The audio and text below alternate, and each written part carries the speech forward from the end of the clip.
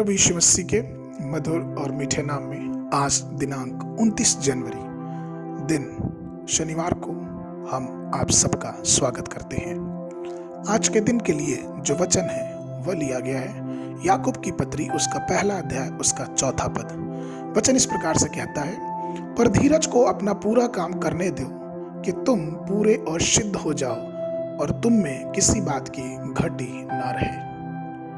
प्रभु में मेरे प्रिय लोगों, यदि हम धीरज अर्थात धैर्य में सिद्ध होते जाएं तो वो सिद्धता हमें संपूर्णता की तरफ लेके जाती है, क्योंकि ये परमेश्वर की प्रतिज्ञा है। परमेश्वर कहता है कि पर धीरज में तुम अपना अगर पूरा काम कर जाओगे तो तुम पूरे सिद्ध हो जाओगे।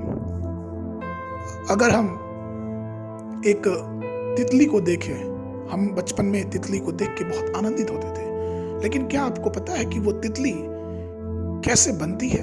मैंने ये बात कई बार आप लोगों के समक्ष रखी है कि पहले वो तितली जो होती है वो क्यूपा के रूप में रहती है और उसमें से वो निकलने के लिए बहुत ही परिश्रम करती है, बहुत धीरज रखी रहती है, बहुत लंबे समय तक उस प्रक्रिया में वो लगी रहती है जब तक कि वो अच्छे से तितली बन के उसमें से ना निकले।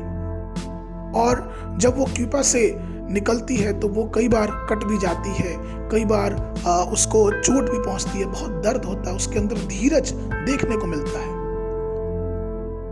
और तब उतने समय के बाद वो एक खूबसूरत तितली बन के निकलती है। वो तितली बहुत दुख सह के तितली बनती है।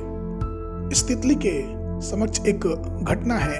ऐसा कहा जाता है कि एक बार एक छोटा सा लड़का जिसने तितली के कोकून को, जिसमें वो तितली कैटरपिलर के रूप में क्यूपा में बनती है, उसको पा लिया और उस छोटे से लड़के ने क्यूपा को लेके आया और उसे बहुत जिज्ञासा थी कि मैं देखूं कि तितली इसमें से कैसे बन के निकलती है। और तितली थोड़ी बहुत बन के निकली थी, लेकिन उस लड़के से रहा नहीं गया और उसने सोचा कि मैं इस क्यूपा को काट के और तितली को बाहर निकाल दूंगा। और उस लड़के ने ब्लेड से क्यूपा को काटने की कोशिश की और उसने काट दिया। उसको लगा कि तितली तो बाहर निकल गई, तितली तो उड़ेगी, लेकिन दुर्भाग्यवश वो तितली कभी नहीं उड़ पाई। वो नीचे गिर गई और अंत में चींटियों ने उसे खा लिया। क्यों?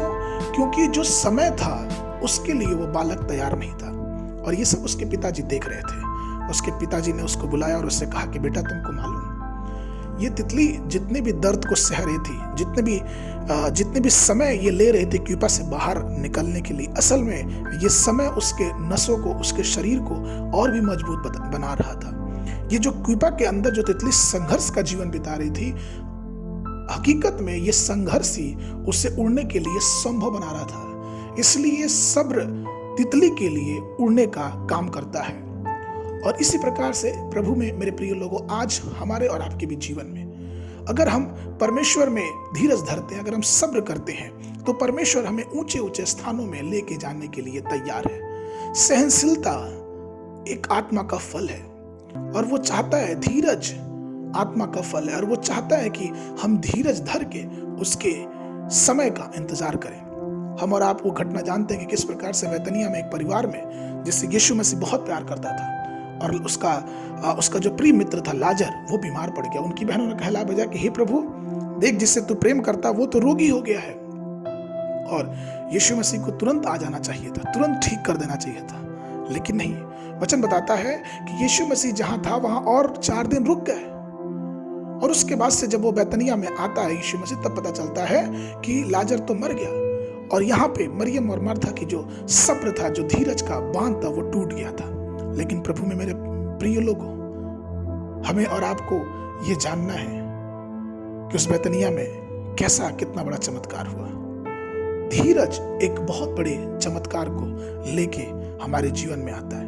हम अपने कष्टों में हमें परखा जाता है, हमें अपने तकलीफों में परमेश्वर देखता है कि हम कितने तकलीफ में हम उस पर धीरज धर सकते हैं, क्योंकि वो कष्ट, वो तकलीफ हमारे सहने से कभी बाहर हमें नहीं दिया जा सकता। अय्यूब ने इतना सब कुछ सहा, लेकिन फिर भी अय्यूब ने अंत में कहा कि जिसने दिया उसी ने लिया, उसका नाम धन्य हो।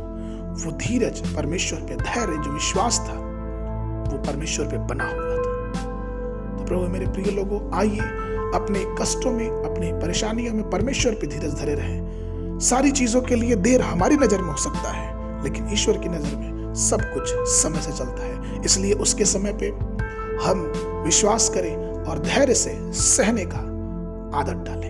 आज के मनन के लिए जो पद है वो लिया गया है इफिसियों की पत्री उसका 4 अध्याय उसका 2 पद, अर्थात सारी दीनता और नम्रता सहित और धीरज धरकर प्रेम से एक दूसरे की सह लो। आज के मनन के लिए सुबह के समय निर्गमन की पुस्तक उसका 21 और 22 अध्याय, संध्या के समय मत्ती रचित सुसमाचार उसका 19 अध्याय। परमेश्वर आप सबको आशीष देवे।